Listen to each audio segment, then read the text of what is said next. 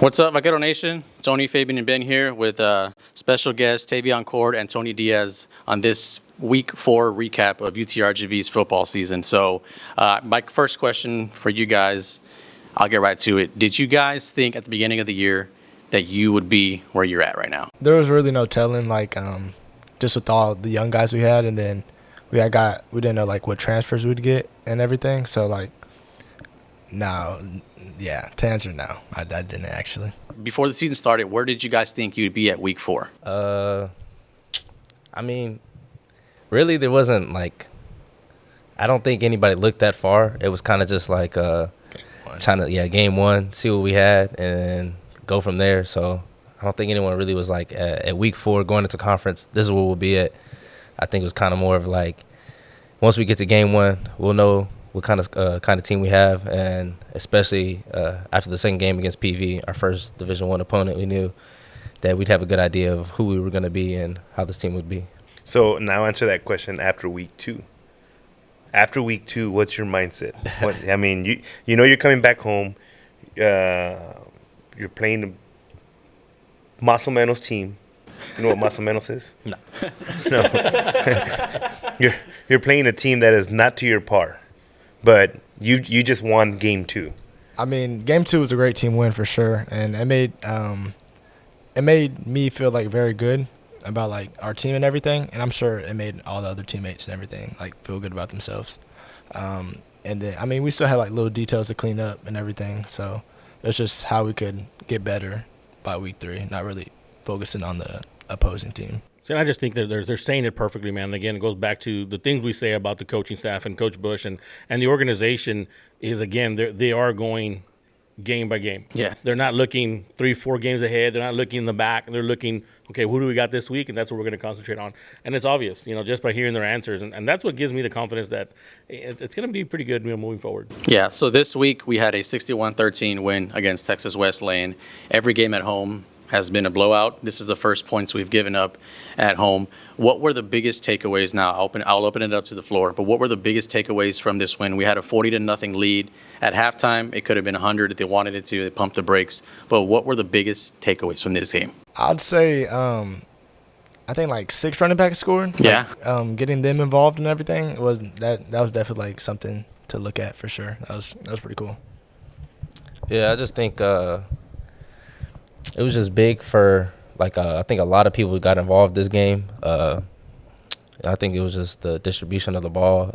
That just was it's good to get everybody's confidence high going into conference because it's going to take all of us. So I think that was really important, and that was good for us as a team. Is that part of the game plan? I'm not saying part of the game plan, but is that something that you all practice where, you do get everybody involved, or is it the same ones and twos keep going in and out?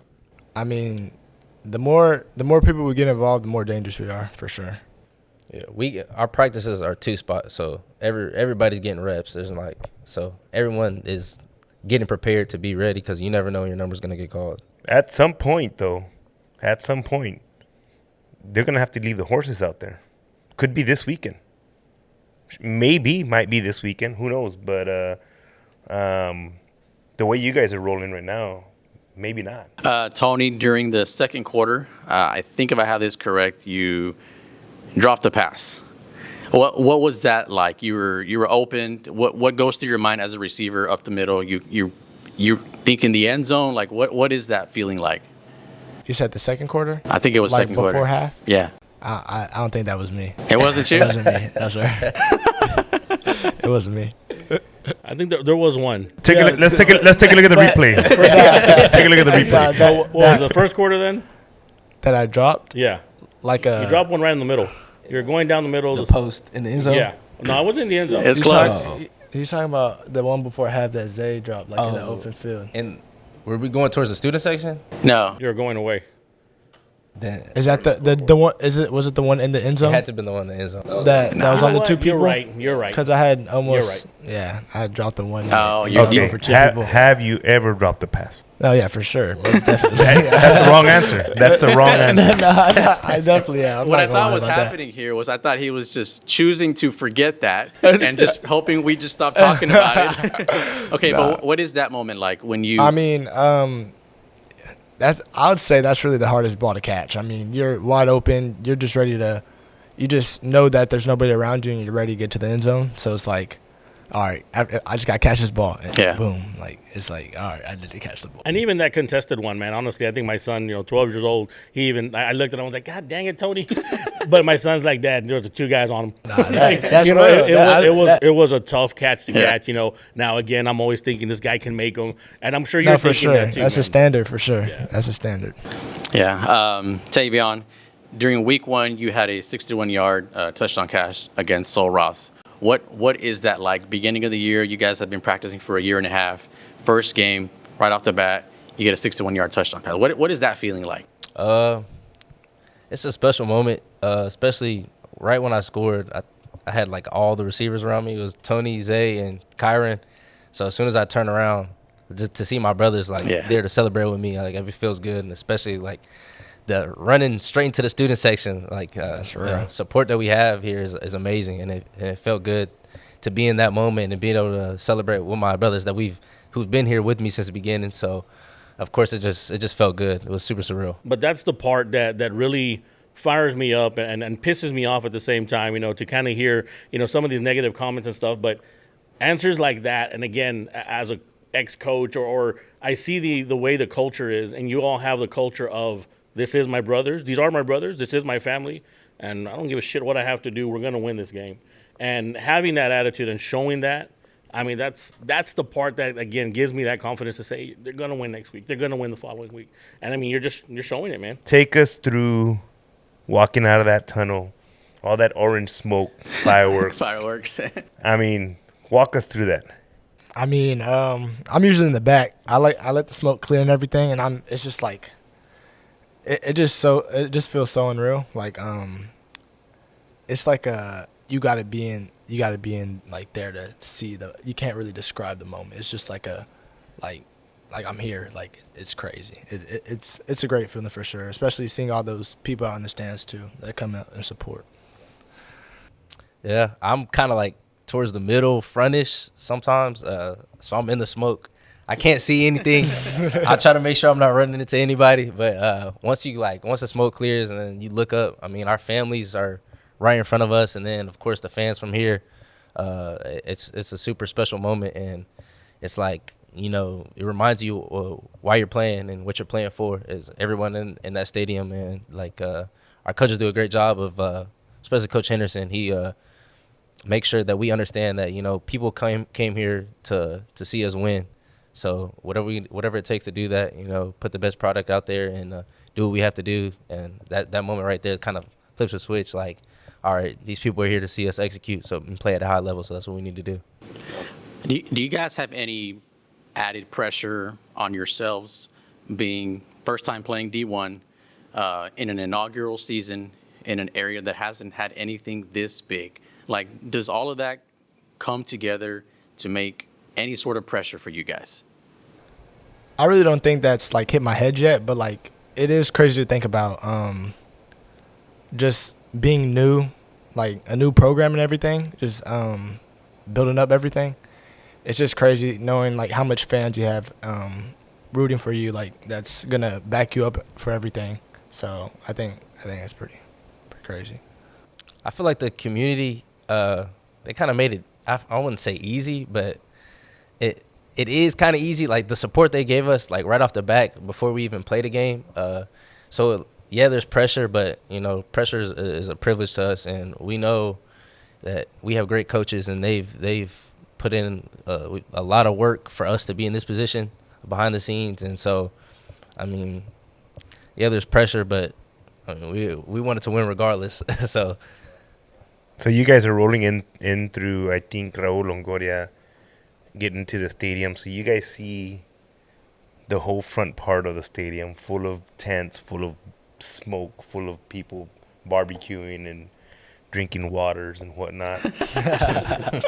Then you guys circle back the other way, and then you guys do the walk. I mean, how awesome is that to see? And you're not from around here, so these RGV people are pumped just because those buses are passing by, and you're the stars of the show. What's that feeling like to know you got a whole community, all of South Texas behind you guys. It's a great feeling. Just again, what he said, knowing that they're here to watch you, so why not put on your best show, and knowing that they're gonna support you. I mean, win or lose. I mean, they're gonna stick with you through thick and thin. Going into your 4 years of high school, you're playing your 4 years of high school. Your senior year, you're obviously going to do what you can to catch the eye of people. Like, what caught your attention? Was UTRGV even in the radar, or did they actually convince you to say, "Hey, man, give us a shot"? Coming down, coming on my visit, I wasn't too sure like what this place was, obviously. So, Coach Bush and them, all the coaching staff, I mean, they showed us the vision and just how everything is gonna go and everything. And I think he just did a good job at that, and enough to get me on board, for sure. I went to JUCO my first 2 years of college and dealt with some injuries, so I didn't really have a lot of opportunities coming out of JUCO. I kind of didn't know where football was in my future, so I had my high school coach. He knew Coach Regalado and reached out to him, told him a little bit what was going on. Coach Reg knew me from when he was at Rice, and basically just told me to come down to it was like a high school camp. So I came down to a high school camp. I was like out of shape and just didn't look too good, but they gave me an opportunity, and ever since I've been here, I've just been super thankful and blessed to be in this position. So I've just been working my tail off. You can ask Tony. I didn't look the best when I got here, so it's just been working. Now, though. Yeah, That's just awesome, man. working and trying to get better. All right, so you both have been playing football damn near your whole lives. I know you guys played defense and offense and special teams in high school, and now you're both playing D1 as receivers. What tangibles do you think make a good receiver? Because anybody can catch a ball, right? But what total package does a good receiver need to have? I think just having a chip on your shoulder, being selfless, just the dog mentality. You can practice all week, get the ball all practice, and then Saturday come out and things hit the fan. Like, how are you without the ball, and what kind of teammate are you? Are you the teammate that's complaining, well, I need the ball. Like, I just think the full package, to me is like, how are you without the ball? Can your quarterback, can your coaches rely on you to be in the right spot, and can they just trust you to do what you're coached to do?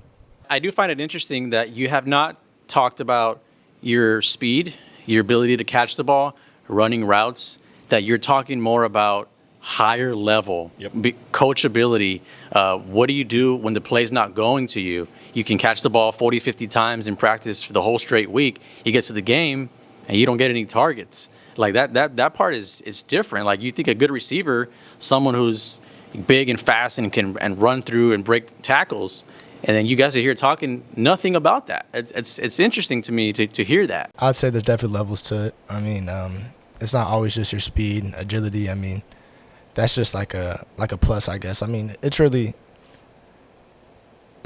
like what you could do, like where your head's at as a receiver. I mean, being coachable.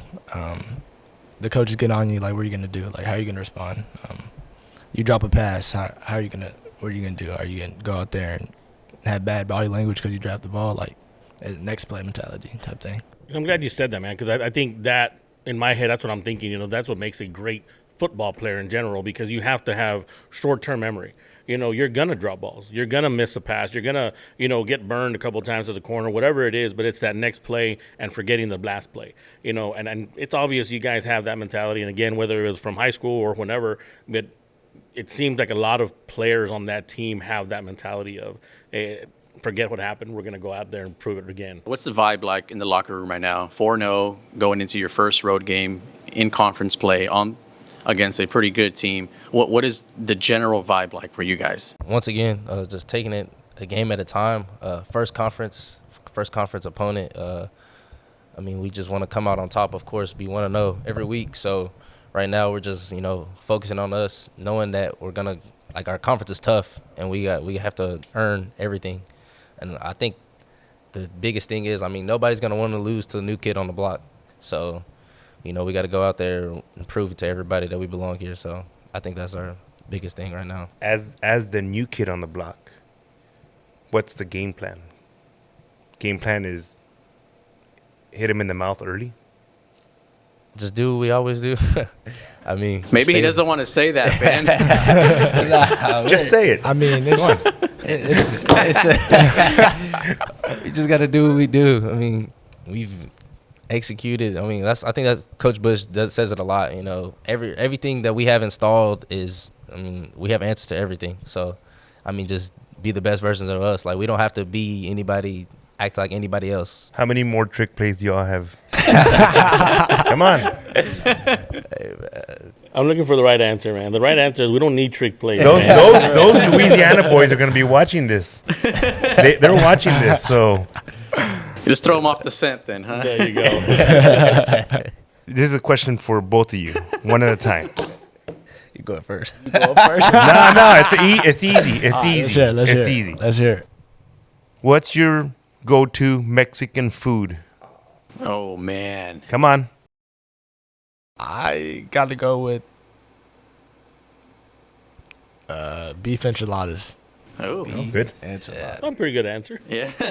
My best friend's mom, I think it's picadillo. Oh, It's like- picadillo. Picadillo, Nice. yeah, with the potatoes and ground beef. That's my favorite meal that she makes. Oh, That's dang. my I'm getting hungry. right there. You Yeah. got me You hungry. gotta get some authentic stuff. All right. Well, Tony, Tavion, I really appreciate it. Thanks for your time.